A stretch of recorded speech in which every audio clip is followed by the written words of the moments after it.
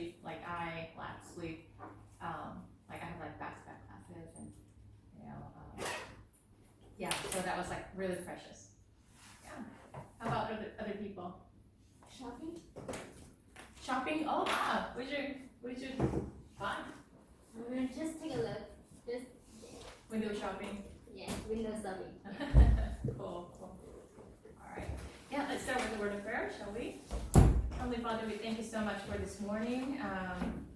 Thank you for keeping us safe and even giving us a long weekend where we can sleep and rest or have fun, shop and travel. Father God, every day is a gift from you, and Lord, we ask you that you will help us understand that and help us count the blessings in the midst of challenges, Lord. So we come before you asking for your wisdom and fill our minds with the things of above and bless each student. In Christ's name we pray. Amen. All right, so here we go. We talked about Genesis chapter 1 last time, remember? On the creation of the world. And that each time he created something, it was actually for the good of the human beings.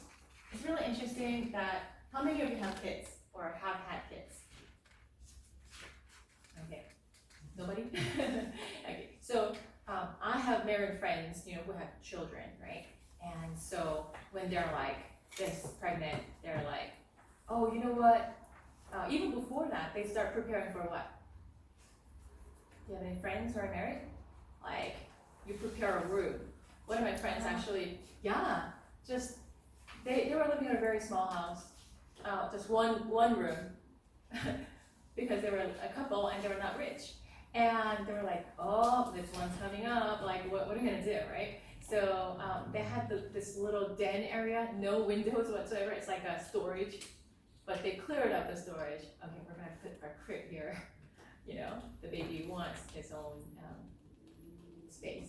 And so then they painted the area, they brought in like toys, like pacifier toys, like the mobile, right? That goes around, makes music. They started buying like diapers. I didn't know diapers could be this small, for like, I don't know. And baby bottles, and they're like so excited. Wow, our baby's coming. And so like they were shopping and just going around online search, buying and asking people. And I was like, wow. So a kid coming is a real good anticipation, like a celebration.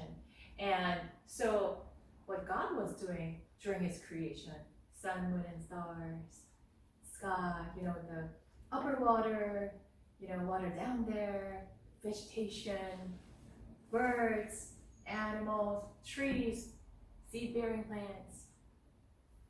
He was anticipating somebody. Right? He was anticipating two kids coming along, Adam and Eve. Well, do you know that we're all his kids? God's creation. He created us fearfully and wonderfully.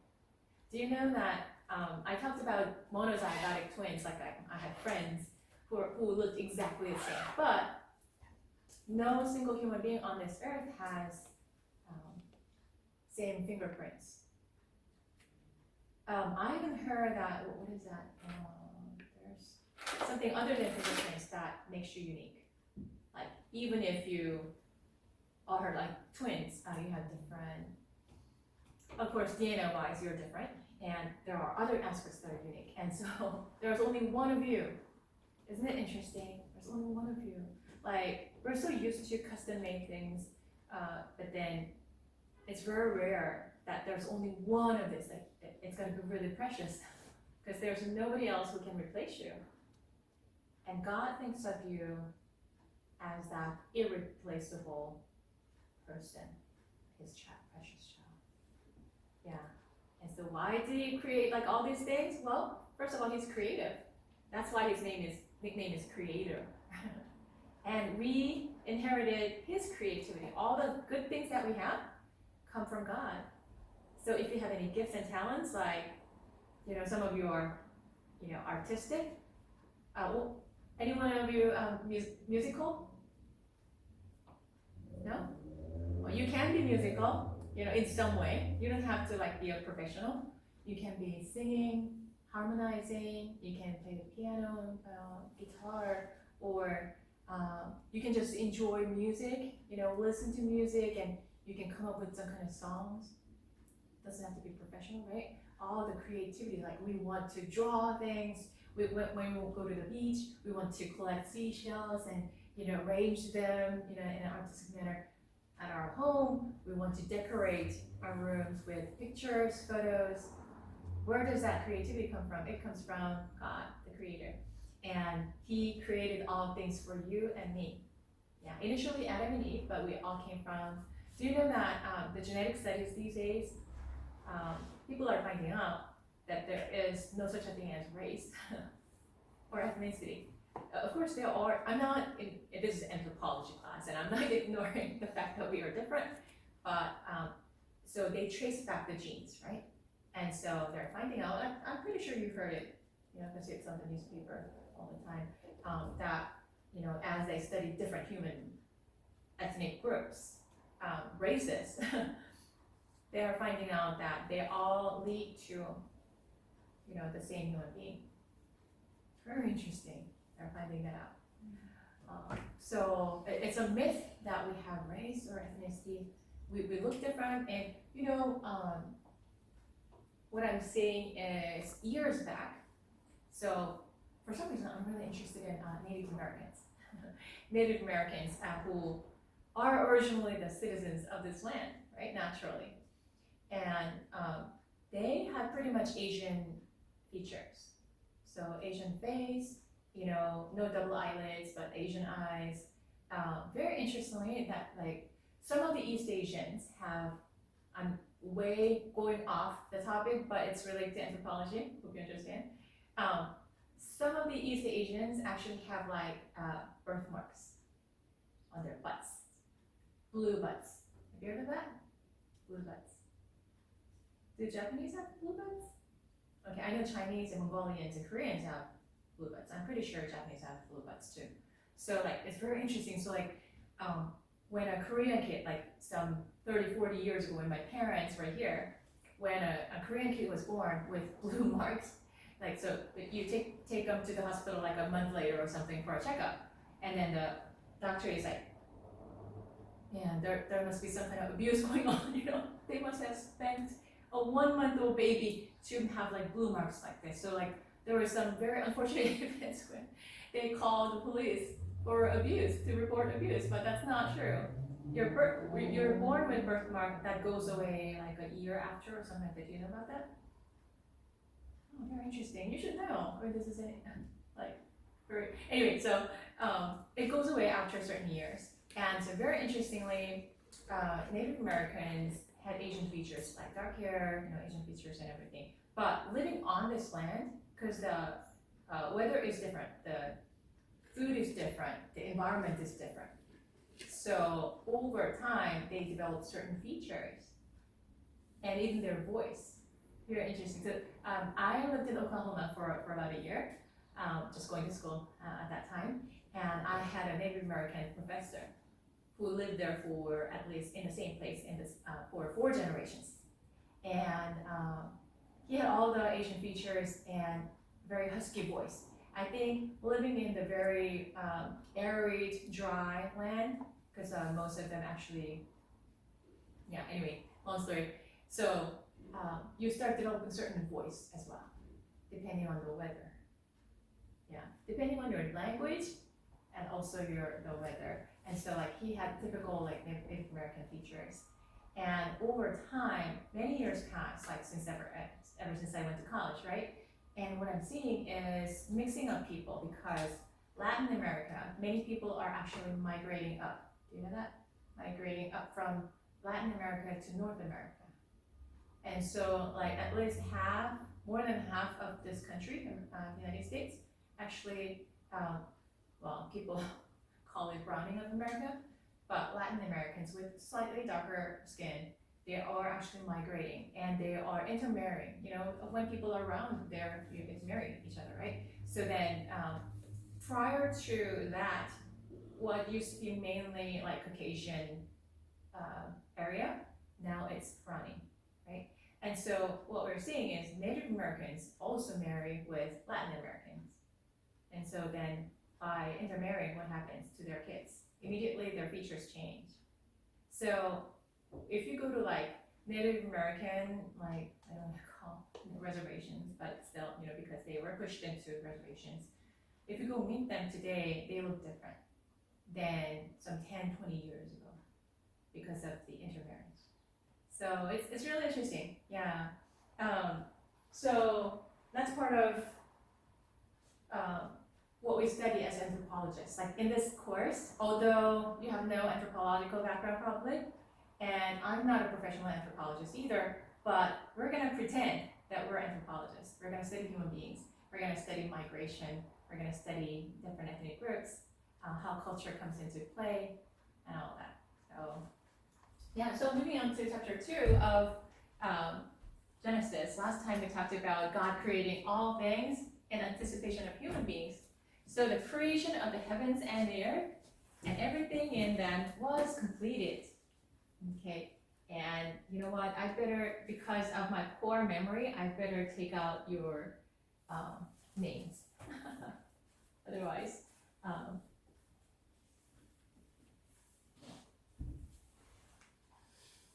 there we go. Because I don't want to embarrass myself and don't want to embarrass you. I asked your name at least twice already. All right, so, and who are these people? Oh my goodness. All right. Who is Lena? Are you Lena? Oh, Lena, like Lena.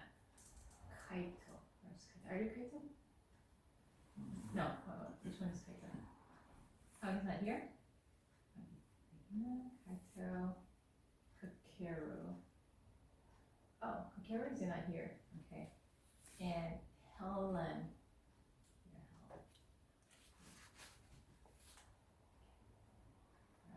Carrie, yes. June. Shota. You're Shota. I remember some people at least. Peter? No, you're David. No, Daniel. Okay. All right. Just don't cut your hair because I won't remember. Aishi. Well, so many people are absent. Oh, I wonder what's happening. Oh, and Antonella, I remember you. And let's see. So, what was your name again? My name? Yes. Takuro. Kakuro. Takuro. Takuro. Yeah. So, tell us about yourself. Where are you from? What have you done as work or profession, and what do you enjoy doing? Where am I from? Yeah. I'm from Japan, and I was born in Osaka City. Ooh. That's it. Yeah, and then what's your hobby? What have you done as part of work and my hobby,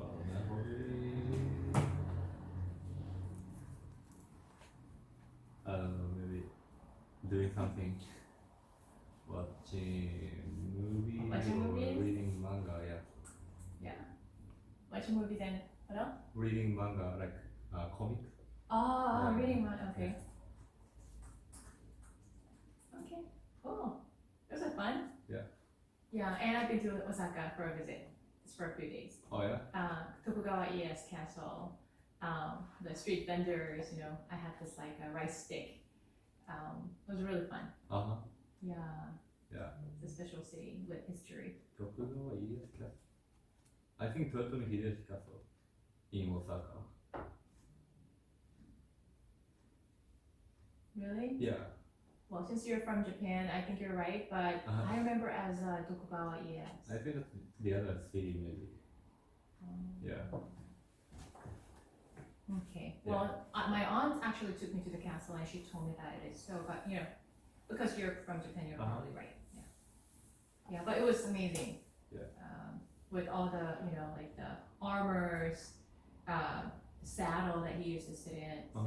on, the swords and, artifacts. Yeah, that were amazing. Yeah. Okay, so hopefully I'll remember your name by the record. So starting from Lena, let's go this round. Just reading one paragraph each person. Could you read verses 1 through 3? Can you read? So, Is it large enough? Is that too small? it's good. Okay. So the creation of the heaven and the earth and everything in them was complete. On the seventh day, God had finished his work of creation, so he rested from all his work. Mm-hmm. And God blessed the seventh day and declared it holy, because it was the day when he rested from all his work of creation. Mm-hmm. Yeah. So what did happen? What happened? So on the sixth day, do you remember what was created? Human beings. Yes. So like the latest version is the best, right? So MacBook Pro, like the latest version, iPhone or anything that comes out, the latest version is the most developed thing, the best thing, right? So human beings were finally created after animals, not because it's lesser, but because it's better. They're better, right? And then on the seventh day, God rested. Was it tired from working? We can be very tired. God is never tired, because he's different. Like he's not a human being. We spend energy. We have to eat and sleep, and we have to work and rest. Otherwise, we break. But God is different. He doesn't have to rest. He doesn't have to eat. He doesn't have to. He created us for a love relationship. In our family, or if you're married, and especially if you have kids, how love is important. For each other. But God created us for love relationship, not because he's lacking anything. He actually is a giver. He wants to give everything. So all the good things that we have actually came from him. And we're gonna have a chance to explain it. What do you mean? I went shopping. I worked and earned money. I went shopping and bought this thing. This is mine. Yeah, that's true. But do you know that God is the one who gave the ideas to people, our creativity, and somebody actually utilized the gifting to design, right? And then somebody else made the product. Somebody else was gifted with selling, put it out in the shop, and you actually bought it. And I think, pretty much industrialized society, including the United States, Korea, I'm pretty sure Romania too, China, Japan. It's very easy for us to think because it's more visible. We go to work, we get compensation, and that's my money, right? But if you really get to know God and how this universe actually is turning, is operating, or if you study human beings in depth, like DNAs or genetics or human system, like we have different systems, right? Nervous systems, digestive systems, respiratory systems. If you study any of that, you will be amazed. You cannot have it born by chance, random chance. If anybody argue like, all human beings just came by random chance. So there were so many experiments, since what, 1930s, 1950s, until now, they're experimenting how human beings come into being. They're trying to prove that we came by chance.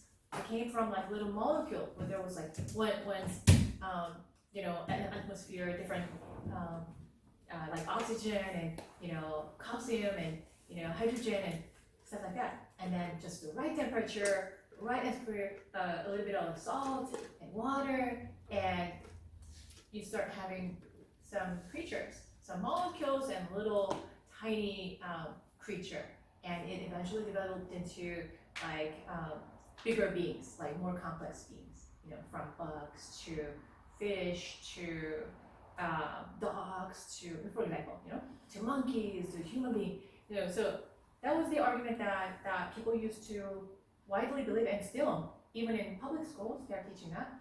But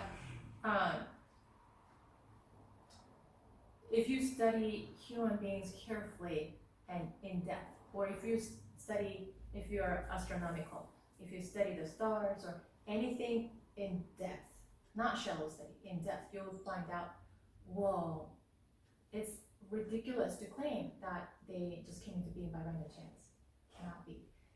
If you argue that, it's almost like arguing, oh, you know what? So in the old days, they used to use typewriters. Do you know what a typewriter is? Before a computer came into being, there were typewriters. You know? So you see a newspaper. How many of you receive newspaper in the morning? Okay. It could be newspaper, or maybe you check out online these days more. But either one, you have the news article, and say it doesn't have any name on it. Nobody claimed to have written it. Okay.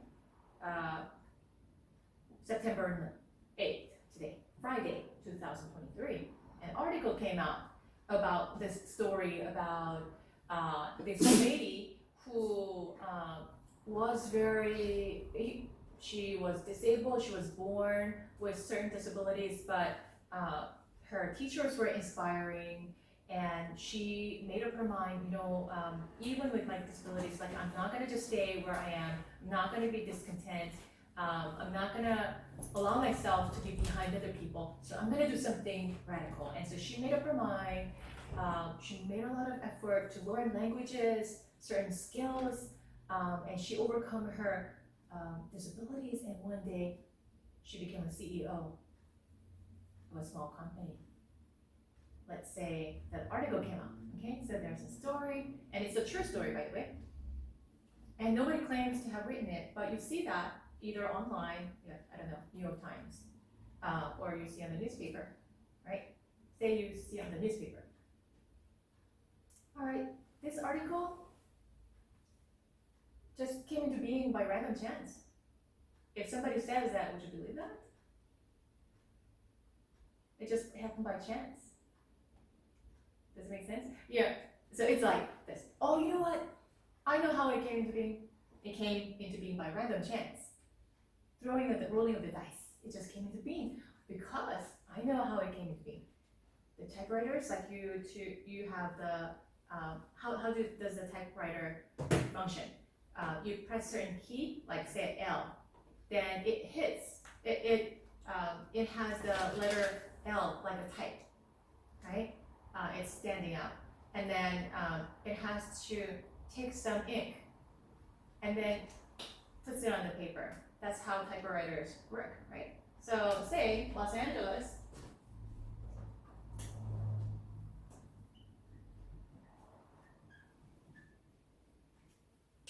it means if you typed it and then it came out, it means what?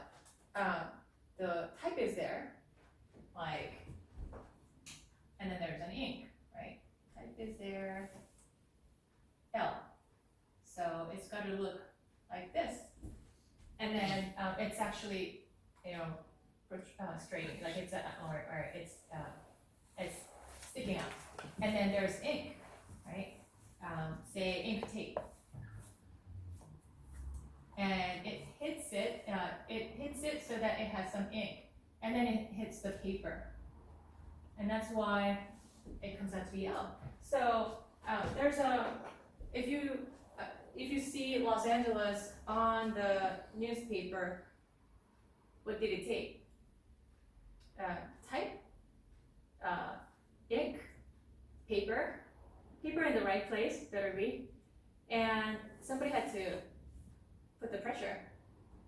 So can the article with the story come out randomly by chance? Like, oh, you know what? The type, ink, paper, you just put them into a box, shake it, ta-da, open it, and then the article came out. That's ridiculous. Nobody's gonna believe that, right? So if you study human beings, because if you study human beings or DNA or the universe, it's full of stories. You are a story, I'm a story. And if somebody says, oh, you put all the ingredients together and shake it and then just throw it and oh, human being comes out, that's ridiculous. That's even more ridiculous than a news article coming out by random chance. So I just wanted to throw it out there, like to let you think. So we are a story, and we could not have come out randomly. Yeah. Okay, so the creation of the heavens and the earth and everything in them was completed, and on the seventh day, God rested. Resting does not mean in his sense. It's not like having to sleep or just let go of work, because the moment he lets go of the universe or human beings, whoa, it's gonna be serious. It's gonna be chaotic because he's holding everything by his hands. If you study the solar system, each star or planet has to have exact amount of gravity. If there's like a slightest mistake, by whatever chance, then you know the solar system disintegrates. Yeah, you and I, if there's a slightest mistake of gravity, we would not be here. This chair, our bodies, the camera, anything that you have, do you know that they are there because of the perfect amount of gravity? Yeah, without that, it's gonna disintegrate. We're gonna disappear into like particles, molecules. Yeah. So somebody, and then there's a law, if you study science, I'm not a scientific person, but there's a law that says over time, things disintegrate. Right now my room is such a mess because I left it alone. You clean the room, say Sunday, and then Monday you're like, oh, my room is clean, organized, right? Things are in place. What happens over time? Wednesday comes, Thursday comes, and we're busy working, right? Friday comes, what happens? Whoa, what happened? This is not how I began this week. Why? Because the law of disintegration, there's a technical term for it, but if you just leave things alone, it's going to disintegrate. Our bodies, when we're born, we're supposed to grow, but once the growth stops at the age of what, 25? 20? Something like that, right? What happens? We start aging. And you know what? Aging means what? It's kind of disintegration, disorganization. Yeah, the cells do not produce new cells as regularly as before. Yeah, and then your system becomes kind of old, and so over time you have to visit more hospitals, more clinics. You have to take more medicine. You have to work out harder, right? Take better care of yourselves. So that also fits into this law. Yeah. So and if we don't exercise our minds, say we don't memorize anything, like. I think that's part of what happened to me. Part of the reason I have such a bad memory is because, poor memory, is because, partially because I'm not memorizing phone numbers anymore. Do you guys memorize phone numbers? Everything's on my phone.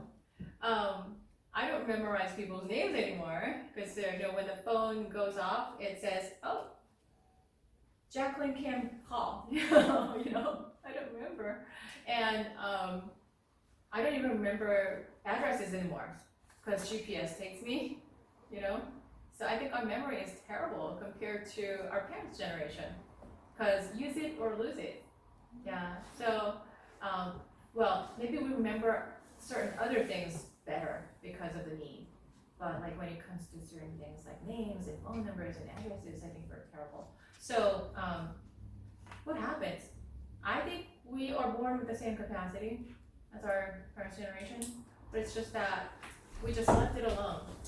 Okay, I didn't make intentional effort in order to remember things, and unfortunately, the aftermath is disorganization. My brain is not trained to memorize things. So over time, things disintegrate if you just leave it alone. So, but if you are intentionally memorizing things, these days, because it comes with age too, but I think I just don't have a good memory system. So I'm intentionally memorizing certain things. Yeah. So if you intentionally do things, And if you intentionally clean up your room, right? Or if you intentionally,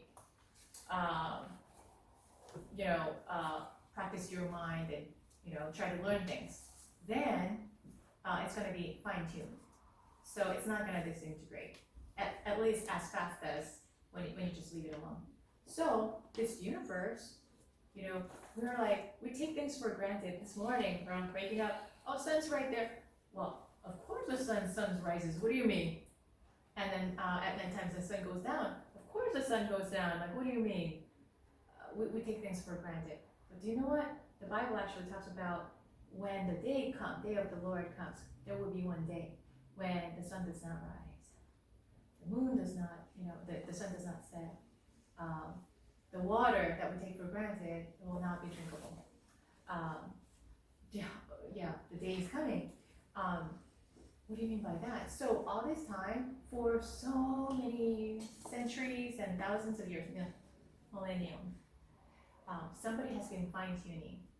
Somebody has been constantly running the system to make sure the water is clean enough, to make sure that each human being can breathe and live and, continue to have life, somebody has been overseeing that the universe, or at least the planet Earth, has enough oxygen. Somebody has been fine-tuning the universe so that it will have just the right amount of gravity all the time. Do you know that over time, actually the universe is also disintegrating? Yeah, universe is not eternal, it's finite. Yeah, the scientists have all done study. It has a birth point and it has dying point. And the universe is aging. Yeah. And it's been moving, and there are signs that we see. The little less fine-tuning is causing huge problems environmentally. Just planet not operating as accurately as before, and it's a huge concern. So somebody has been, and even today, somebody is fine-tuning the universe. Yeah. I almost want to show you the video, and you're gonna be like, wow, this is so, it makes so much sense. But I'm just trying to do it verbally because I don't want to take away all your time because we need to study anthropology. So, just do it. Then who's doing it?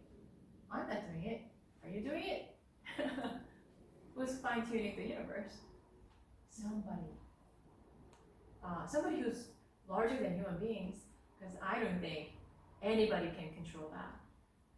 Yeah, somebody who knows the system, probably the one who created it. Yeah, because we are still, like in this day and age, we're still studying and we haven't discovered everything about the universe, everything about human beings, far from it. But somebody knows, and somebody is fine-tuning. Yeah. So something to think about. And so he's not resting, he's not letting go, he's not sleeping. But what he says is, you know what? I'm going to be intentionally create this resting day, the seventh day. Why? Because God is peace. God is rest. Some of you actually said that over the long weekends, the best thing was not to do anything. The best thing was to sleep, and I slept. But if you have trouble or concerns or relationship issues, whatever, then what happens? You might be sleeping, but you're not in peace. You're not resting. Your mind is restless. So you can be resting and not resting, but God is peace and He's hope in the midst of economic difficulties, financial struggles, environmental problems, wars and famines and natural disasters. God is peace. And so where God is, and whenever we invite God, He's everywhere, by the way. God is here, God is everywhere, He's in the universe.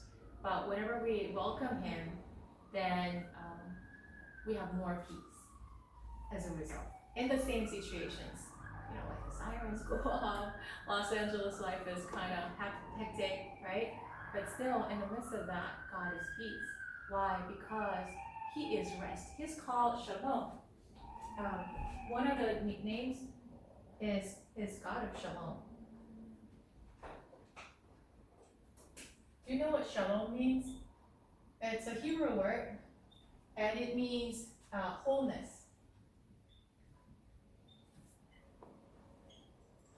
It means peace. It means rest. So when we say rest, it's not absence of work, but you're just in peace. Yeah. You know what? It's all right. It's gonna be all right.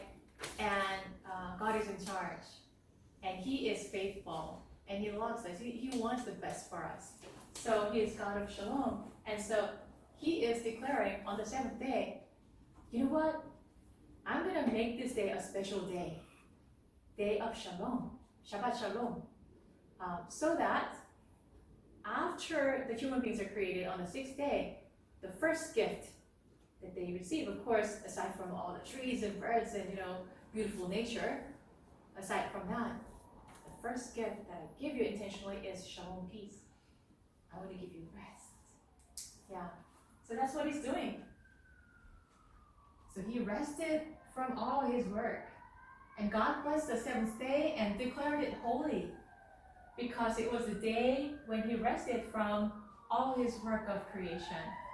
Not because He was tired, but because He wanted to give that peace as a gift to human beings. All right, so we're going to go back to day 6. It talks about some details. All right, so let's see. Takuro, can you please read verse 4 to maybe 8? This is the account of the creation of the heavens and the earth. Man and woman in Eden. When the Lord God made earth and the heavens, neither wild plants nor grains were growing on the earth, for the Lord God had not yet sent rain to water the earth. And there were no people to cultivate the soil. Instead, springs came up from the ground and watered all the land. Then the Lord God formed the man from the dust of the ground.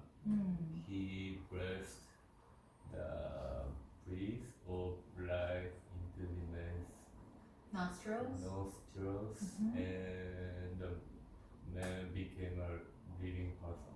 Yeah, so all the things were ready, including the dust, and He put dust together. Have you done, when you were growing up, have you done dirt work? Played with dirt? Yeah. Pour some water, make things out of the dirt, right? Like a dish or even a castle. Like if you go to the beach, you create a castle with that. We've done things with dirt. And so with dirt, God created a human being, and He breathed into the human being, into the nose, and this human being started breathing and became a living person. Wow, what a fairy tale. Oh, maybe it is, maybe it is not. Have you had anybody die? I've had family members die. Well, first my grandparents, and then I was invited to funeral a few times. Some people passed away. Yeah. So after the funeral, you bury them, right? And then what do they become? Dust. Yeah. So God, if you continue to read Genesis, you're gonna read the encounter, an account that says, dust you came from, dust you go back to. God says that. Yeah. So isn't it interesting that every one of us, we're gonna die one day, and we're gonna turn back into the dust. Yeah. became a living person because God breathed into them. All right. And is that Karu? Yeah. Can you please read from 8 to 11 maybe?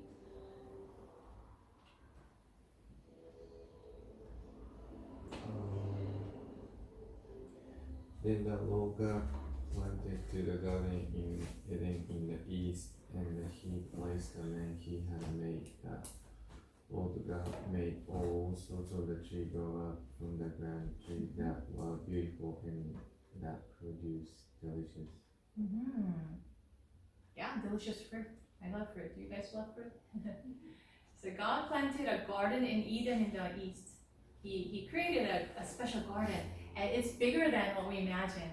You know, have you been to like botanical gardens and things like that? They're pretty large, right? But this is a much larger scale, beautiful, beautiful garden with all kinds of trees and vegetation and creatures. And the river, there's a river, you know, there are 4 rivers that flow in that land. In the middle of the garden, he placed the tree of life and the tree of knowledge of good and evil. Out of all the trees, okay? So there were some 2 trees that specifically are mentioned, okay? A river flow from the land of Eden, watering the garden and then dividing into 4 branches. The first branch, called Pishon, flowed around the entire land of Havilah, where gold is found. Wow, so from the beginning of creation there was gold, right? The gold of that land is exceptionally pure. Aromatic resin and onyx stones also found there. So these are precious stones that we still have, right? The second branch, called Gihon, flowed around the entire land of Cush. The third branch, called the Tigris. Do we still have Tigris? Have you heard of Tigris? Euphrates? They're still there. The third branch, called the Tigris, flowed east of the land of Ashur. The fourth branch is called the Euphrates. This is one of the oldest civilizations, Euphrates. Yeah, they developed around these rivers. The Lord God placed. Okay, so let me not read. What's your name again? Carrie? Carrie, can you please read from verse 15, please? And Lord God blessed the man in the garden of Eden to tend and watch over it. But the Lord God warned him, you may freely eat the fruit of every tree in the garden, except the tree of the knowledge of good and evil. If you eat its fruit, you are sure to die. Oh, okay. Wow. So all good things come from God. He created us for a love relationship. So once again, I know most of you are singles, and I'm a single too, but you probably have married friends. So what happens to a marriage? I mean, these days, like, the concept of marriage has changed, but in a traditional sense, what happens in a marriage? A man and a woman, they love each other. They commit their lives to each other, right? And so they do some kind of ceremony of some sort. You know, these days, like, everything is simplified, but still they have something where they themselves, and there's at least one other witness would say, oh yeah, I saw you get married, you're now a couple, right? Aside from the fact that you do like government registration and all that, but 2 people love each other, and they're like, you know what, because I love you so much, I don't want to have any other partners, any other person in my life that I dedicate my life for. I dedicate my life for you. And so they're doing that together, meaning what? Some people regret, but, and you're laughing, you must have heard. So they go on the wedding day is like the highlight of your life, right? The wedding day.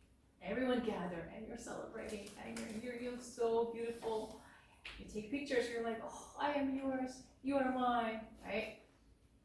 And could you tell us, are you married? What happens when you go on a honeymoon? Tell us the truth. I don't go to honeymoon. Oh, you didn't? Okay. So I'm so sorry about that. Okay. But or maybe not sorry because maybe you chose not to go. But my friends later report to me. I don't know why married people contact me for comfort. And they're like, oh my gosh, this is horrible. Like he's in the water, like we went to the ocean. He's in the water snorkeling for 3 hours and I'm like sitting here waiting. And I'm mad, you know, or they call and say, oh my gosh, you know, like they even call church people, church elders, and even pastors with their honeymoon concerns. I don't know why they do that, but they're like, you know, pastor, I'm a pastor by the way. Pastor, you know, say something to my wife. She's like this and that, so annoying, I can't stand it. And we have different schedule, like I'm a night owl and she goes to bed at 8. I don't know when we can spend time together and all kinds of concerns. Okay, so it's irritating. Oh, I hate that bad habit. Oh, he snores, she does this, she doesn't clean up. So I'm just giving you like a negative dimension of it. I'm pretty sure there's excitement. There's like, whoa, it's a miracle because every couple actually has a special story. But day 1 of marriage, oh, why did I get married? I should have stayed single.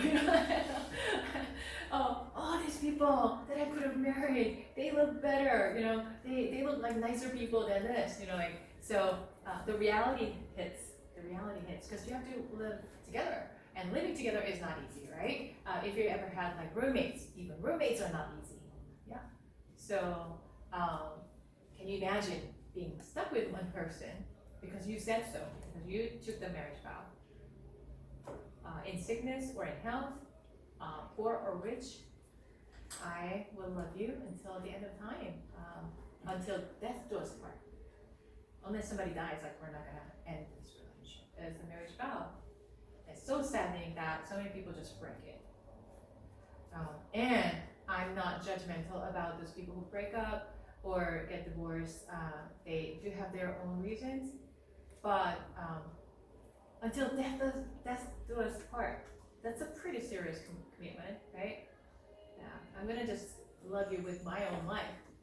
So how do you test that wedding vow? How do you know if a husband and wife, like say your husband loves you? How do you know? How would you know?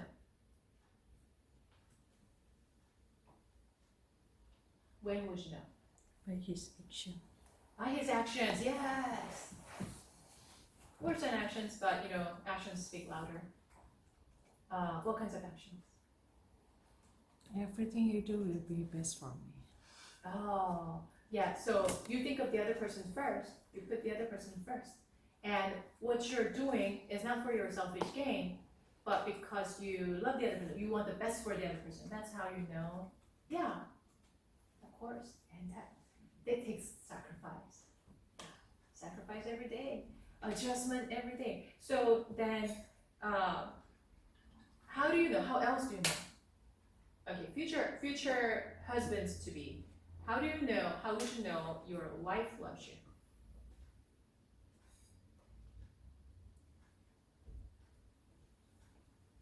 No interest. Don't bother. Okay, so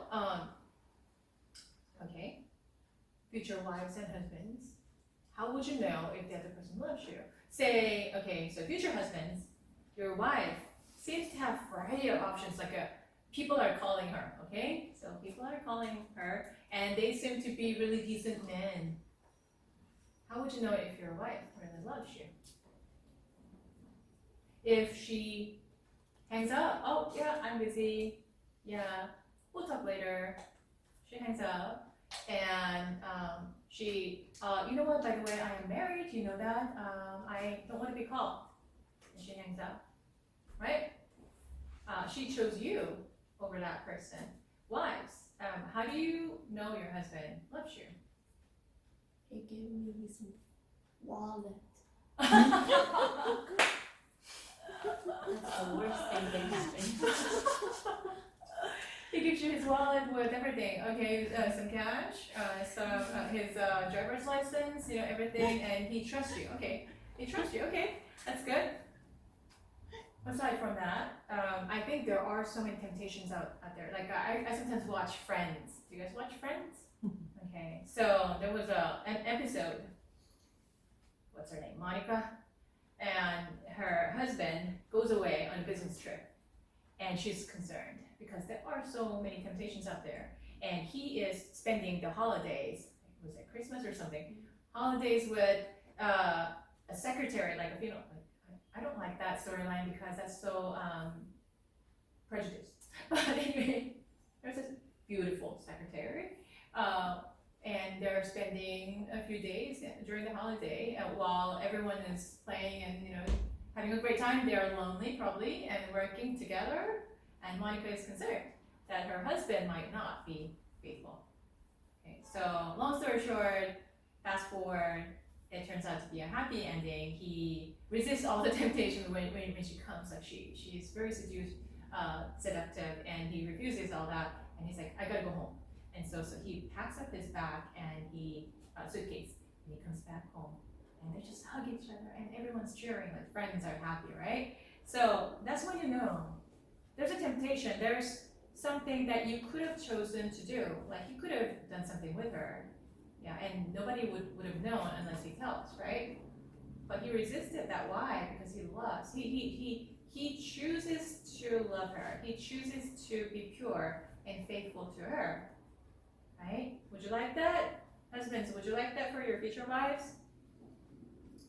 No interest. Okay. So when it becomes a reality, you'll appreciate what I talked about. So yeah, by your choice, you know that the other person loves you. If there's no temptation, if you just, all right, so I'm not sure if I want to, I'm going to share because I'm not going to talk about this person's name and you won't ever meet him.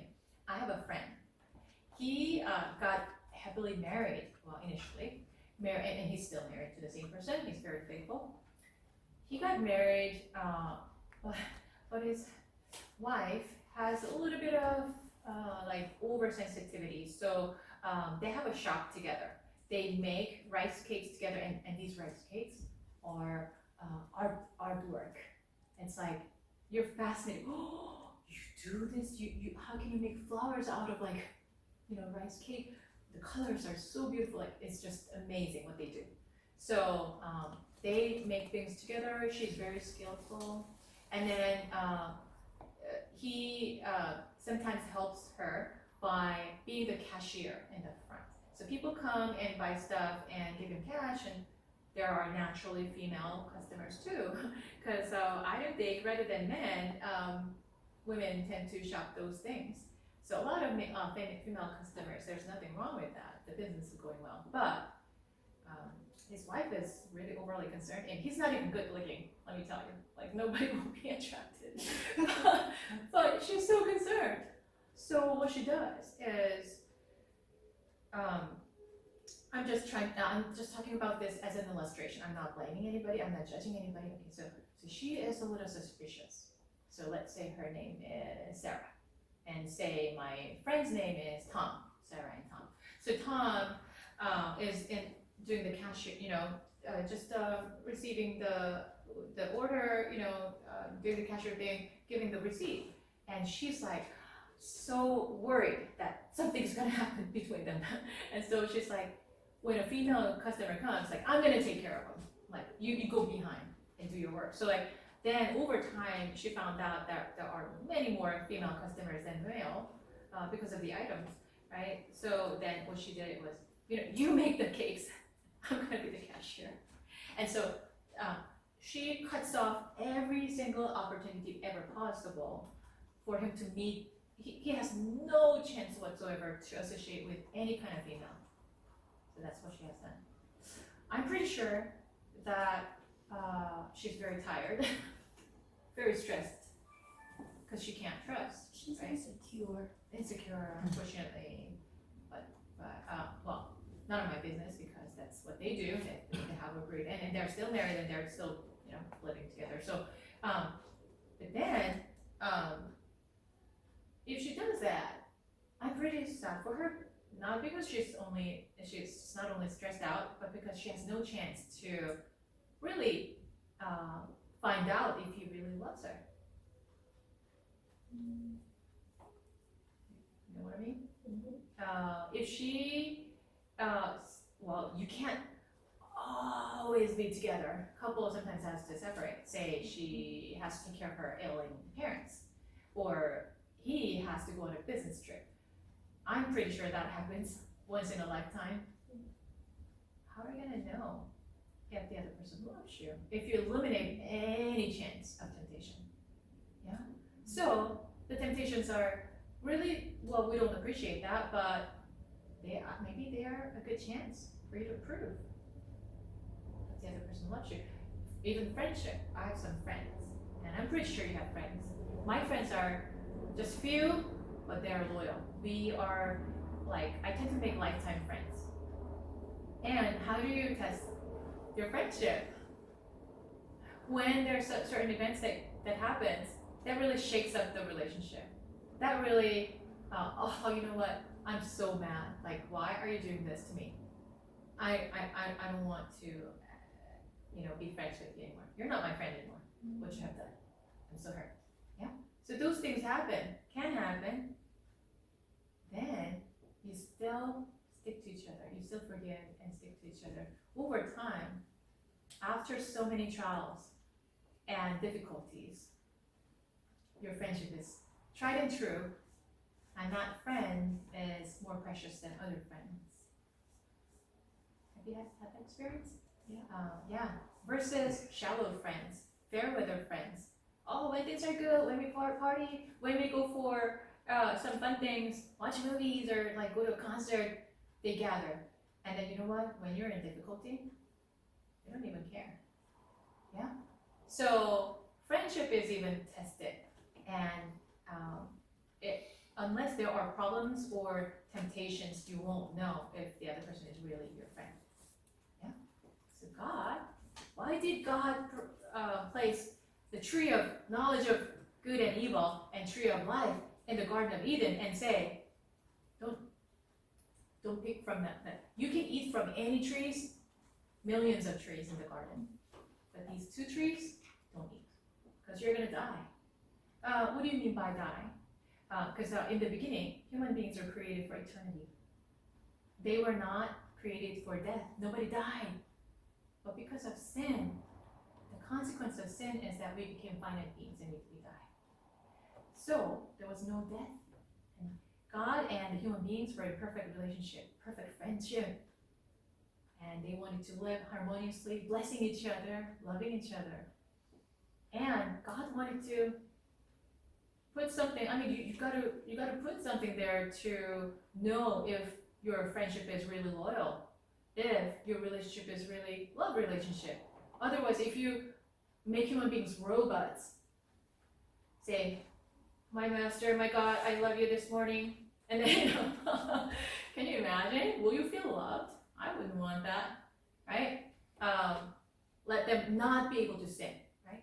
Master, as you say, I don't sin, I just listen to you and do what you say. That's not love. That's not obedience. That's not loyalty, right? But if there are so many choices, you can actually sin. You can actually violate. You can actually say no. And they still choose to say yes to you and stick to you and say, I love you. It's their choice. That's true love. So those trees were there, I think, partially for that reason. So then he planted those two trees and said, you may freely eat the fruit of every tree in the garden except the tree of knowledge of good and evil and tree of life too. If you eat its fruit, you're sure to die. Meaning your relationship with me is going to be separated. Divorce, guys. Friendship forever broken. It's a serious issue. So when he says you're gonna die, do you know that our life came from God? Even when we don't, I come from a non-believers family. my family is not Christian, okay? So I understand some of the struggles that you might have when I talk about God. Why does she keep talking about God? Because I care about you. And it's really at the core of our identity, our origin. That's why I talk about origin. Yeah. And then, so, where was I? Yeah, dying. It's not about physical dying he's talking about. He's talking about death of the relationship. So don't eat from that, because our relationship is going to be terminated. And it's going to be a major curse for you. Don't do it. So it's like a task for him. Between the Lord and him. Yeah, I think so. That's how I understand. Yeah. Then maybe there's a deeper meaning that I don't understand, but at least at level 1, that's how I understand. Then the Lord God said, it's not good for the man to be alone. So he created Adam first. Okay, and then he said, I will make a helper who is just right for him. Oh, okay, so then he's going to create Eve, the most beautiful woman in the world. So the Lord God formed from the ground all the wild animals. Okay, so yeah, it's jumping around, right? So he created animals and birds. So refer back to Genesis 1 for the creation order. So the birds and animals came first, and then he created human beings. He brought them to the man to see what he would call them. The man chose a name for each one. So like different, like how many of you like animals? I love animals too. And they follow me. Birds and dogs and cats. I mean, they're just, they're attracted to me. Yeah, dogs jump on me like dogs from nowhere. But in the beginning, human beings and animals got along. Nobody ran away. Nobody, did anything bad. So like God says, line up guys. And then what happens? Elephants, kangaroos, rats. Rats were not dirty back then. There was nothing bad back then. Elephants, giraffes, horses, cows, they line up. And then God is curious. I want to know, Adam, my son, how he's going to name them. So Adam, go ahead. By the way, Adam means a man, a human being. And all right, so what are you gonna call him? Have you seen like a parent with a little kid? The little kid just started speaking, and the parents are so excited, and so like every murmuring that the child, Mama, and you said Wawa, so you're so smart. And they're excited about anything, right? And so what God is doing is, all right, Adam, you gotta call him. Elephant. Oh, elephant. Yeah, it's gonna be elephant from now on. What about that one? Cow. Oh yeah, it's gonna be a cow from now on because you called him. So God is the one who created everything. He couldn't name all of them, but he wanted that creativity to be activated in his son's life. He loves him so much. He loves us so much that why did he create the garden? Of course for our enjoyment, but what did he say? To make them tend the garden, to take care of the garden. So this world, this planet Earth, has been given to us so that we take good care of them. God could do everything with the tip of his finger, but he loves us so much, he wants us to take care of them in behalf of him. So that's what he's doing right now.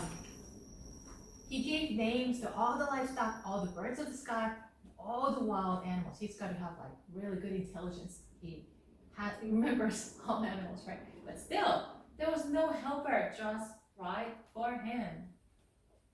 All right. Let's see. So, Helen, could you please read from verse 21? So Lord God caused the man to fall into a deep sleep. While the man slept, the Lord God took out one of the man's ribs and closed up the opening. Continue. Then the Lord God made a woman from the rib, and he brought her to the man. Ooh, all right. Oh, so different. So Adam was made from the dust, but then a woman was created by taking his rib. Yeah, some people say that the reason men and women are naturally attracted to each other is because, like, it's their rib. That's what they argue. So, 2.0, a better version, came out because she was not created from the dust, but from the rib. Yeah, and then he created her so beautifully, more beautiful than Venus, more beautiful than, what's her name, like, who are your celebrities that you like? Celebrities? Yes, who might be an example? Britney. Oh? Britney. Britney, okay. More beautiful than her. She's the best version, the most beautiful one on the earth. And he brings her to him, and see what he says.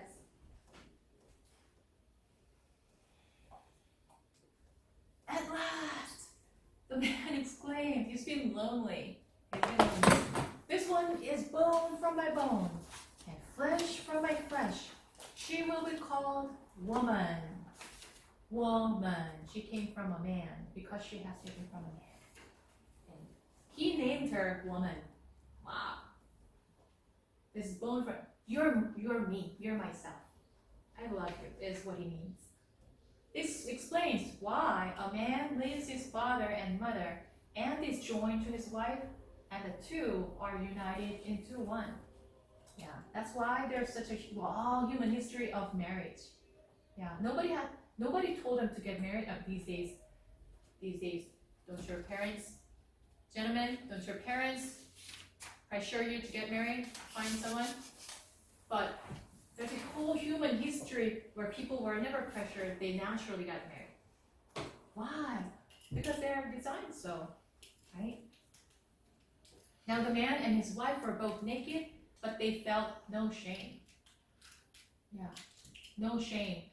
There was no shame or guilt or anger or violence, hatred, sorrow, loneliness, or except that Adam felt lonely without Eve. There was nothing bad in the garden. Yeah. So they're naked, but they felt no shame, right? It's their natural state. Nothing to hide. All right. Antonia, would you please read verses 1 through 5? The serpent was the shreddest of all the wild animals the Lord God has made. One day he asked the woman, "Did God really say you must not eat fruit from any of the trees in the garden?"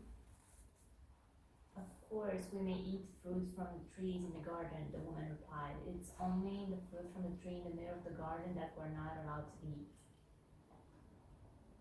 God said you must not eat it or even touch it. If you do, you will die." You won't die," the serpent replied to the woman. "God knows that your eyes will be opened as soon as you will eat it, and you will be like God, knowing both good and evil." Yeah, so there was nothing bad except the serpent, and there's a whole history behind it that if you continue to read the Bible in entirety, you're gonna have some background. The serpent, where did it come from? Okay, he is a fallen angel. So God has angels, many angels, and there are archangels that are like captains. At least there are 3 captain angels that come out in the Bible. I don't know if there are more. Serpent was one of the archangels. There is Gabriel, who brings the good news. Michael, who is a warrior, and then Luciel was a worship angel. He was a musician.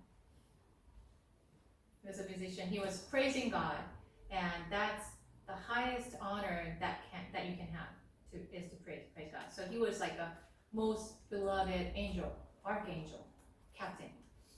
And then because he was so beautiful, like you can read from what's that, Isaiah? I'm gonna look for the passage where it says because he was so beautiful and because he was so loved, he became so arrogant, And one day he made up his mind, I'm gonna be God. I'm gonna take his throne and I'm gonna be God. So he revolts. So there's a coup d'etat that happens.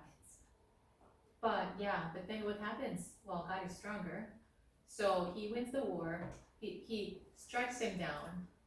The angel is no longer an angel, but became a devil. And he was thrown into the lower realm. So God is in the, say, third heaven, right? And he was thrown into the lower place. And he took the form of a serpent, like a snake. And he came in. Where do you go then? The fallen angel. He went to the garden. Yeah. So he, ever since he came in, he's trying to because he's defeated. God struck him down. He wants to make God sad.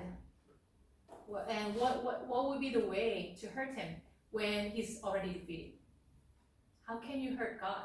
That's on his mind. I come up with an idea. I can hurt God because I cannot go against him. I'm already defeated.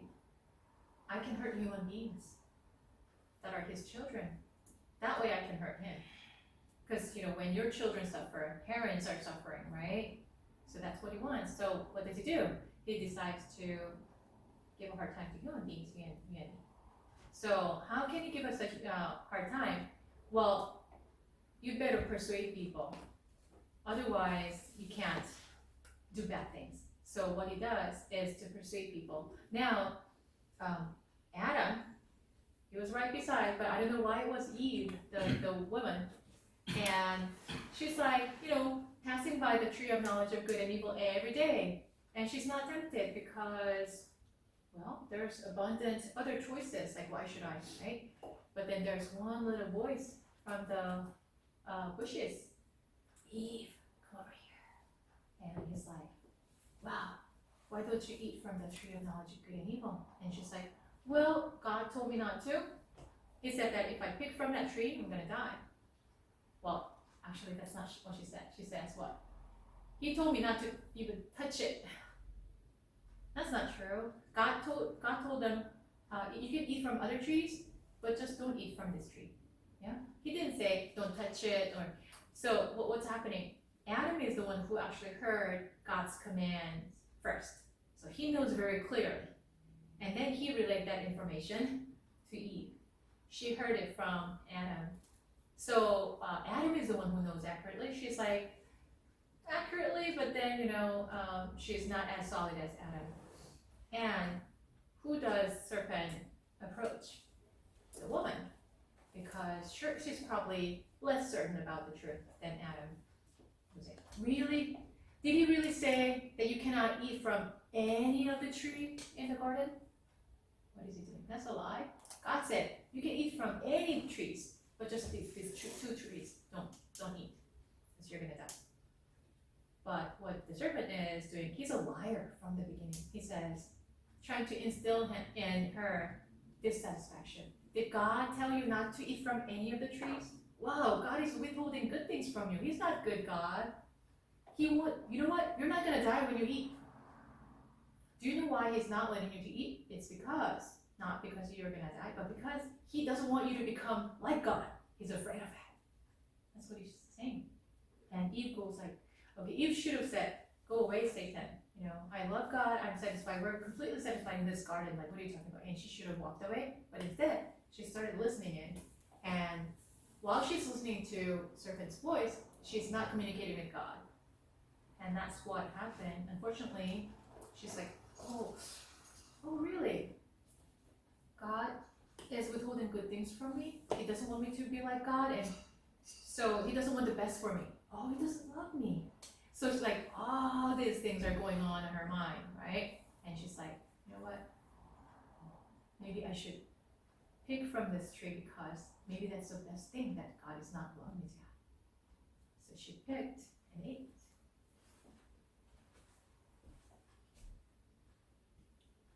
The woman was convinced. Serpent does persuading job. Do you know that he's going around doing the persuasive job even to us? And we're going to have a chance to kind of talk about that later on. She saw that the tree was beautiful and its fruit looked delicious and she wanted the wisdom it would give her. She wanted to become like God. So she took some of the fruit and ate it. Then she gave some to her husband who was right there. And he ate too. I don't know why he didn't stop her when she was speaking. Oh, Eve, do you remember? God told you not to eat. He was right there. He didn't stop her. Yeah, so like what we need to really remember in our loyal friendship, in our marriage, if you have a precious family, keep each other accountable. You gotta say, call out. Don't do it. It's gonna be bad for you, right? Yeah, but he was right there, and he's like, all right, let's see what happens. Eve, if you become like God, I'm gonna take it too. And she ate. She didn't collapse and die like, what's her name? Snow White. She didn't die like Snow White. And he's like, oh, look at her. She didn't die. God lied. Give it to me. I'm gonna eat too. I think that's what happened. So he ate it. At that moment, their eyes were open. Something happened by the fruit. And they suddenly felt shame at their nakedness. So what happened at after eating from that forbidden tree? They become emotional. Shame came in. So before that, there was no concept of shame. You know, like little babies, they run around naked. They're fine, and we're like, oh, wear some clothes. You know, it's not socially appropriate, right? But they're fine. There's no shame. They had no shame at the beginning. It would have been a wonderful world if we had no shame. But shame came in, and they were like, oh, wait, we're naked and we're different. We need to hide. So what happens is they suddenly felt shame. They sewed fig leaves together. Fig leaves, like, I'm imagining fig leaves are like, you know, like some kind of Hawaiian dress. You know, they made a skirt out of that. Hey, Eve, cover yourself. Don't show me your different part. And I need to hide my part. So they cover themselves with the fig trees. When the cool evening breezes were blowing, the man and his wife heard the Lord God walking about in the garden. So God is so big, he cannot be contained in the garden that he cannot possibly walk on this earth. He's bigger than that. But he chose to shrink himself to fit into the garden, to walk with the human beings, because that's how much he loved. I don't know if you remember like an old animation movie called Shrek. Shrek? Were you too little? Shrek is, you know, the princess who... Fiona. Yeah, Fiona. She is ugly, and so she was initially not ugly, right? But then she chose to become ugly because she loved the guy so much. She wanted to become like him. So that's what happened to God. He even wanted to shrink himself to fit into the garden because he loved human beings so much. I want to be with you. I want to be like you.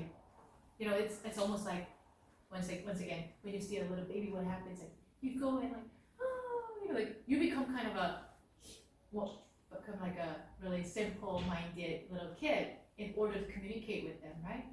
Oh, come on, and you're like, you know, cooing and murmuring together with the kid, and it sometimes looks foolish. It looks like a stupid thing to do, but when you love the little baby, you would do things like that. So God is doing the same thing in the garden. He shrank himself and started walking in the cool of the garden. And what does he say? He's all-knowing. He already knows what happened. When the cool evening breeze were blowing, man and his wife heard the Lord God walking about in the garden, so they hid from the Lord among the trees. They were never hiding. Do you know that little, say, 2-year-old, like when they do, well, even 1-year-old, very interesting. So I've taken care of, like, I've done childcare. That's how I know babies so much. 1-year-old, they even 10 months old, they're barely like standing, and then there are other cribs where other babies are sleeping. They go and start banging on the crib. for their fun because the sound and the touch, you know, it's fun for them. Bang, bang, bang. And inside the crib, the baby is like trying to sit, you know, like the baby starts crying because this guy just woke him up by banging. And what happens? Everybody's crying. So all right, come over here. No. And then this baby is like looking at me sideways, you know. And then as a punishment, you put him into a playpen. Isolation. It's called isolation. You did a bad thing, you get isolated. That's a punishment. So over time they will learn. So they know already. Bang, bang, bang. It's a bad thing. I said no. They know it's a bad thing. And then the next time he comes out of the crib after 5 minutes of punishment, what does he do? Goes right back. Tests me. Bang, bang, bang. The baby inside the crib. Ah! So I called his name, JD. And he's banging me and he stops. Freezes. 10 months old. JD, no. I said no. And he stops for 3 seconds and he tests me again. Bang, bang, bang. JD. And like, he freezes. And then I finally make him turn around. JD, look at me. And he's like, he's not looking at me. He's trying to hide. A 10 months old is trying to hide from me when he sins. So that's what happens to Adam and Eve. Exactly. Oh, you know what? I'm gonna hide from that God, because I don't feel loved anymore. I feel like I'm gonna be punished. So they are hiding. Then the Lord God called to the man, "Where are you?" You think God does not know where they are? They're right there. No, He knows. But where are you? What have you done? I told you not to do this. That our relationship is going to be completely damaged. That you're going to die. Didn't I tell you not to do it? He replied. Adam says, I heard you walking in the garden, so I hid. I was afraid because I was naked. Well, they've been naked all along. They were fine. There was no need for clothes. But shame came in. The concept of shame came in as a result of their sin. Now the serpent won the little battle, and bad things start coming into the garden, including shame. Who told you that you were naked? The Lord God asked, have you eaten from the tree whose fruit I commanded you not to eat? The man replied, I think at this moment, because God is loving and forgiving, what he should have done is, I'm so sorry, God. I'm so sorry. Please forgive me. What have I done? I don't know what to do anymore. I created this mess. You know, don't we become more forgiving when the other person says, I'm sorry? Yeah? When somebody has hurt us, if that person says, oh, you know, I've done a terrible thing, can you please forgive me? We tend to forgive. But see how he responds. Unfortunately, Adam says, it was the woman you gave me who gave me the fruit, and I ate it. Oh, it's so sad. It breaks my heart. All right, see, he was right there. He could have stopped there. Instead, he ate. And he says, what did he say? When Eve was brought before him, he was like, oh, finally, you're the bone of my bones, flesh of my flesh. I'll call you a woman. He was so excited. But the next moment, blame her. The woman that you gave me, oh my goodness, the woman that you gave me actually made me eat. So he's not asking for forgiveness. Then the Lord God asked the woman, so instead of being angry and like, get out of here, you know, let's punish you a little bit. No, God is so patient. It's like, okay, all right, the woman did that? Okay, woman. What have you done? The serpent deceived me. The serpent! The serpent! Well, she knew exactly what not to do. And that's why I ate it. And the Lord God said to the serpent, because you have done this, you're cursed, more than all animals, domestic and wild. You will crawl on your belly. So once they had legs, yeah, but now they're crawling on their belly, groveling in the dust as long as you live. And I will cause hostility between you and the woman, and between your offspring and her offspring. He will strike your head, and you will strike his heel. What does that mean? So what God is saying, okay? So what God is saying, cursed is the serpent. You're gonna crawl on your belly for the rest of your life as long as you're good. And by the way, you're gonna be enemies with the woman and her offspring. What does that mean? So Eve is right here. Our beautiful Eve.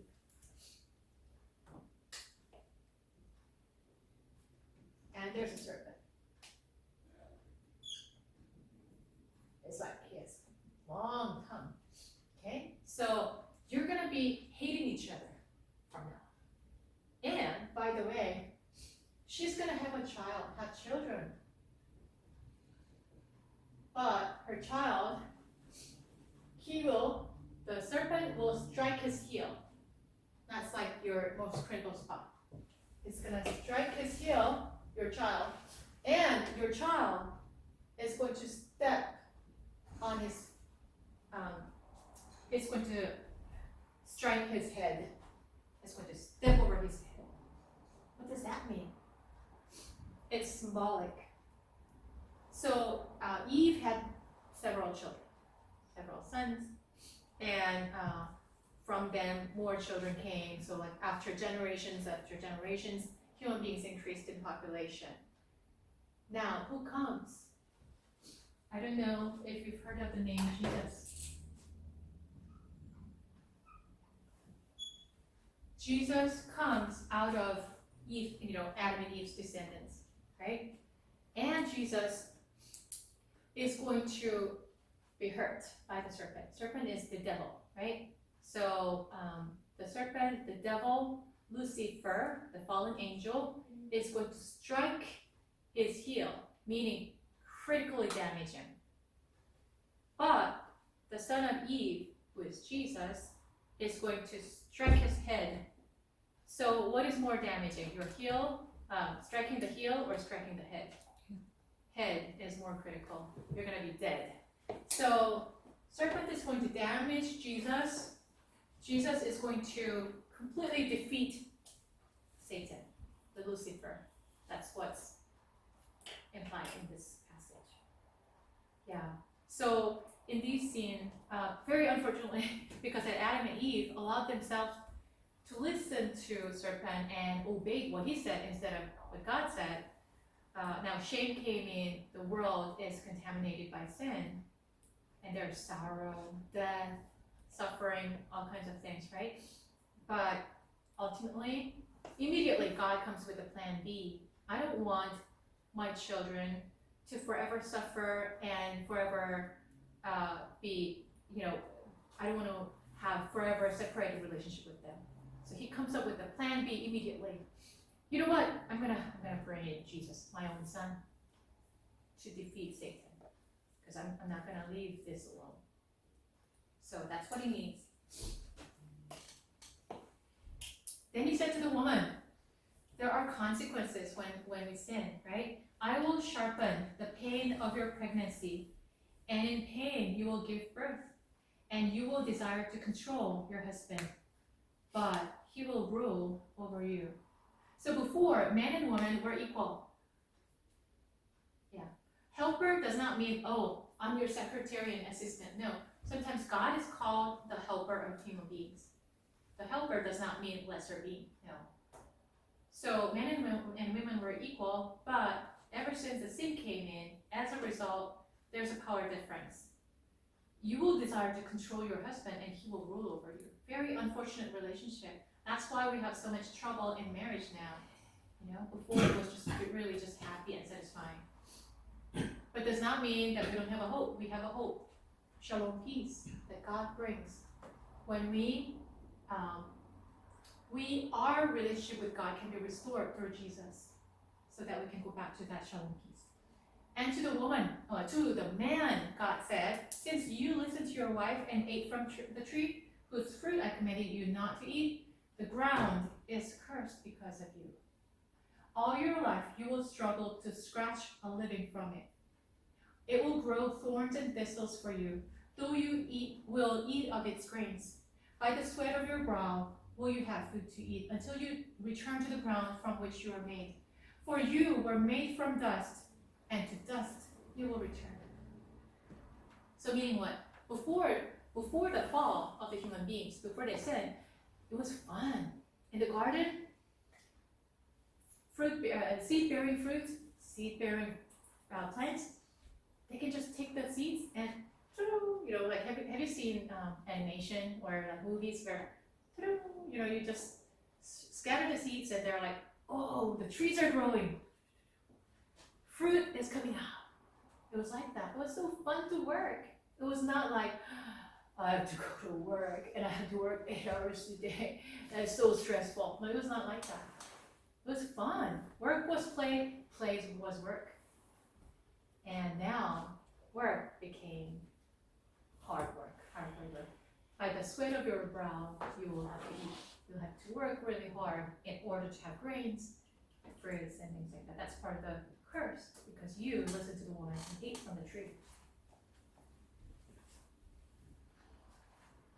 Then the man, Adam, named his wife Eve, because she would be the mother of all who live. So like, he used to call her woman, right? Now he called her Eve, say mother of all.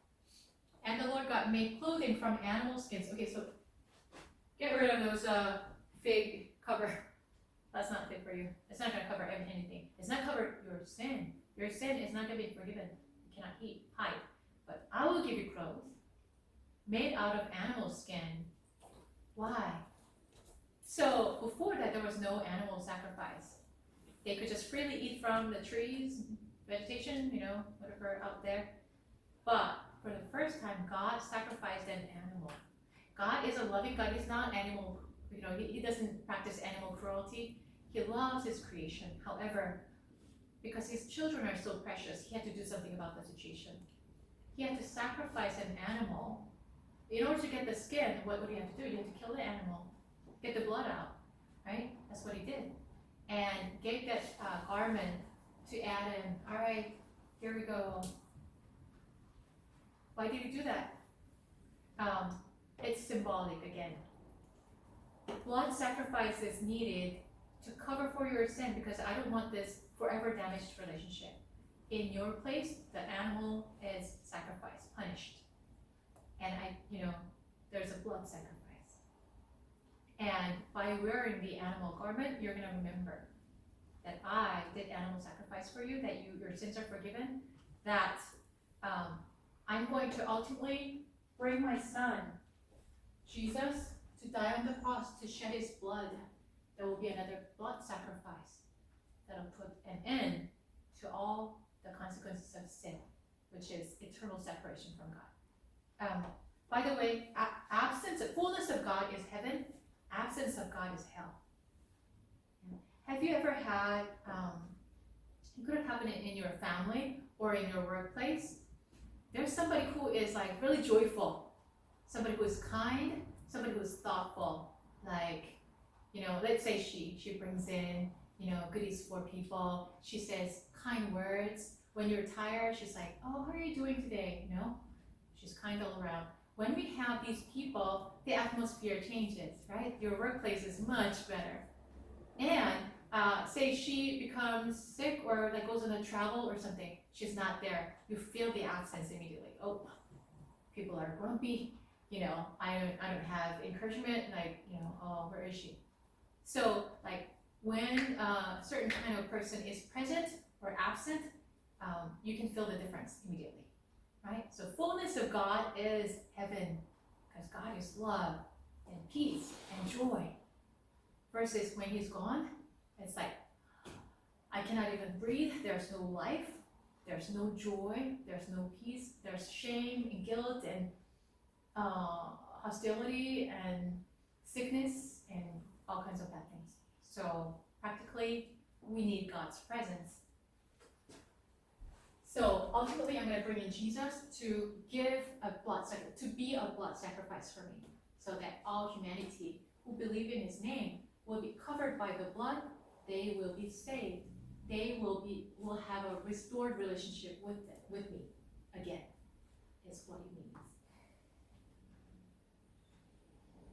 Then the Lord God said, look, the human beings have become like us. Isn't it interesting? He refers to himself as us, we.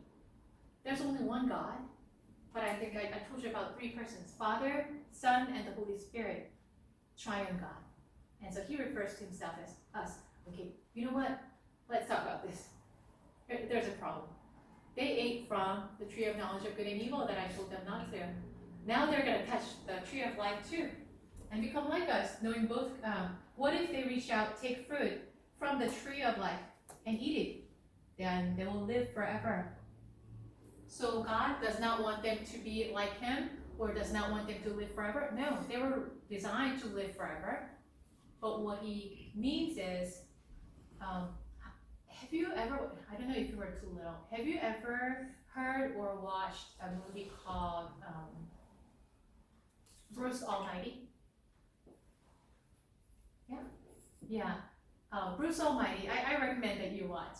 It's fun and it's so, it's so inspiring. Yeah, it's a comedy. I hope you watch it. Bruce Almighty. And there, Bruce is like, he's a shallow Christian. He goes to church and, he dates this girl and, but one day he's like, you know what? Why is everything so messed up? Like my work, my career, things go wrong. I try to be a kind person to other people, and what I get is cynicism. People don't return good for good. Like I'm not satisfied. So he's really dissatisfied. And so what he does is like, God, give me your power. I'm gonna be God, and I know how to do things better because you don't know. Like, look at all this mess. Look at the world. Don't people sometimes say that? Why is the world so messed up? So many disasters and so many wars and sickness and what about COVID? Where is God? I can do a better job. Make me God, and I'm going to do a better job. So Bruce Almighty, Bruce is his name, has a brilliant idea. I'm going to be God. God, give me the power. Test me. I can do a better job than you. So God goes, okay, Bruce, you have your wish. So Bruce, for a few days, he has God's almighty power. He can do anything and everything. So he's like at nighttime, and so he's like, oh, I'm so proud of myself. So like trying to please her girlfriend, and he's like, oh, you know what? What do you want me to do? Oh, you want the moon? I'll give it to you. So he throws this, what do you call this, rope, and then actually takes the moon closer. Honey, look at this. This is a gift for you. And she goes like, and then he does all kinds of things to please her. And she's like, and then make her love him in a very physical manner. Okay, that's what he wants. I want to feel my desire. So that he uses all his power to satisfy himself. And at nighttime, he's trying to sleep, and he's hearing all kinds of whispers. You watched it. He's like, I can't even sleep. Oh, what is this? Stop! He gets up. It's all the people's prayers. People pray. God, please help my mom. God, please, help my work situation. Please end this sickness or pandemic. We pray. People are praying. And it's like he's hearing all these prayers. He goes crazy. What? And he goes to the computer, and the computer has all the emails from these people, their prayer requests, their prayers. And he has to answer all of them.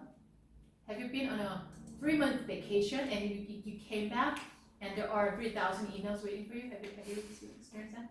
You go crazy. You're like, you know what? Forget it. So Bruce is like, you know what? I have a brilliant idea. I'm going to say yes to all of them.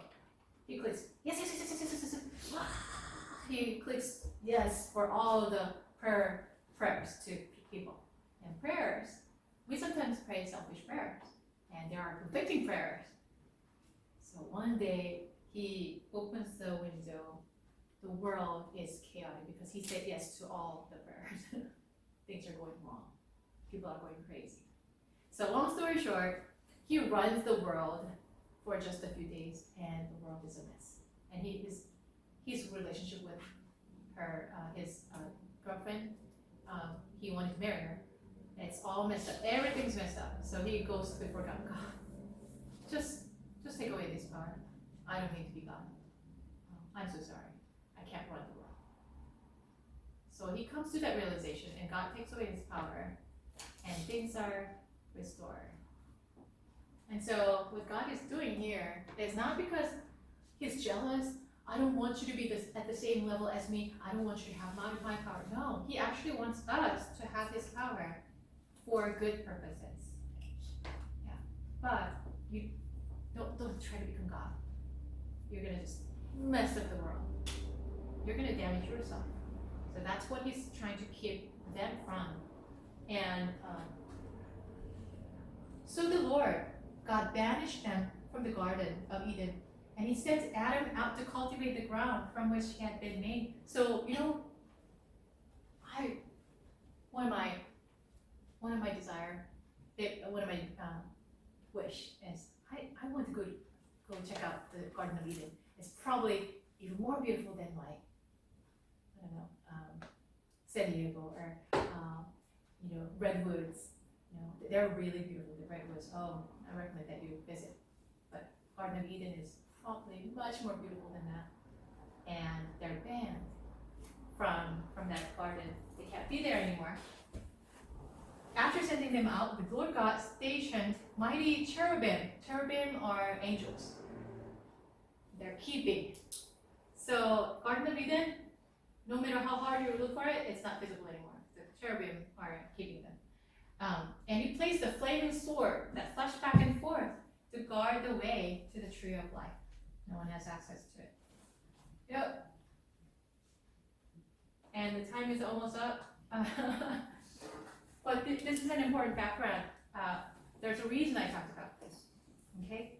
So, just very briefly, because you can just read the chapters for yourself, right? I wanted to give you the background that's really relevant to what we want to talk about.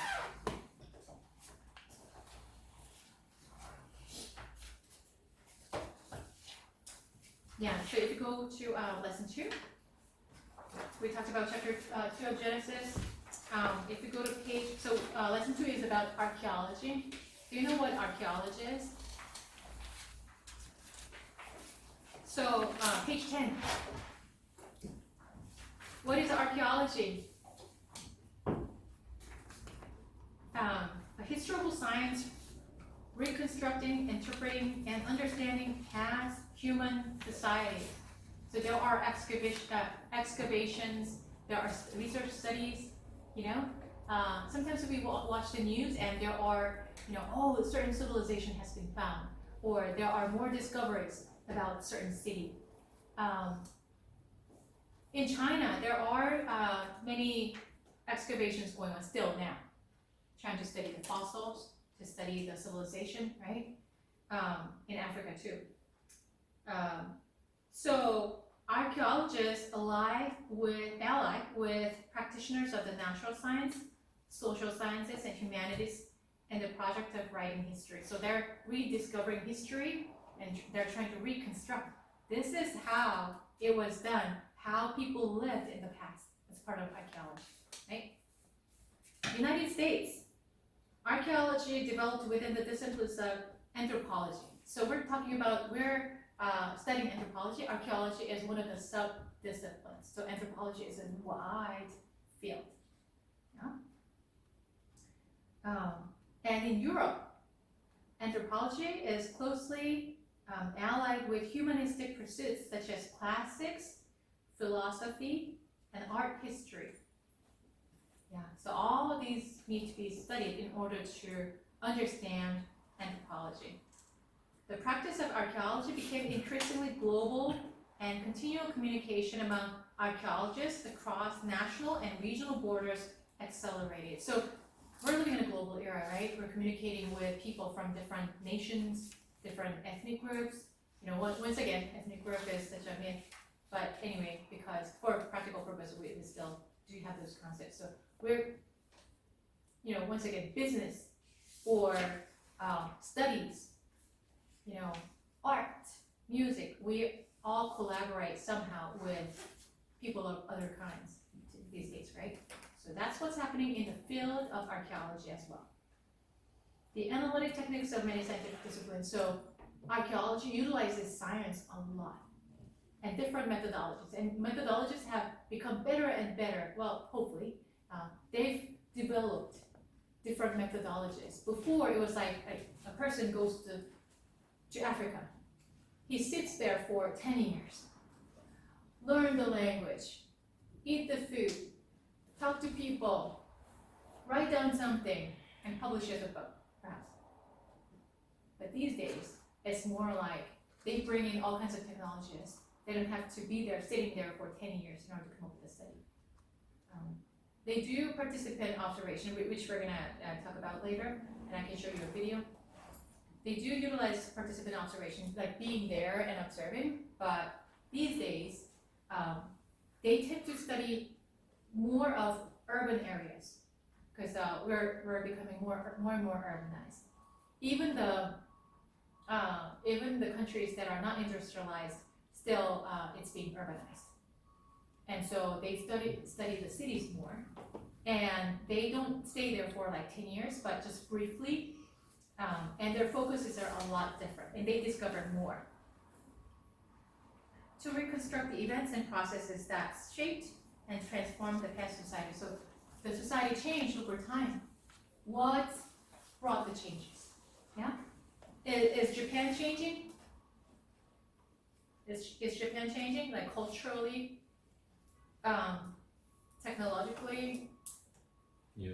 Yeah, it's changing, right? How about Romania? Is it changing? Slowly. Slowly. Very slowly. But it's being influenced by other countries changing too, right? Because you have to keep up with them to some degree. Yeah, but to some degree, some other European countries, they don't want other European countries to flourish too much, because the tourists, it's all about money, you know, because like, for example, if Romania would be a more known country, then there are gonna be tourists that instead of like choosing Italy or Germany to visit, they would go to Romania.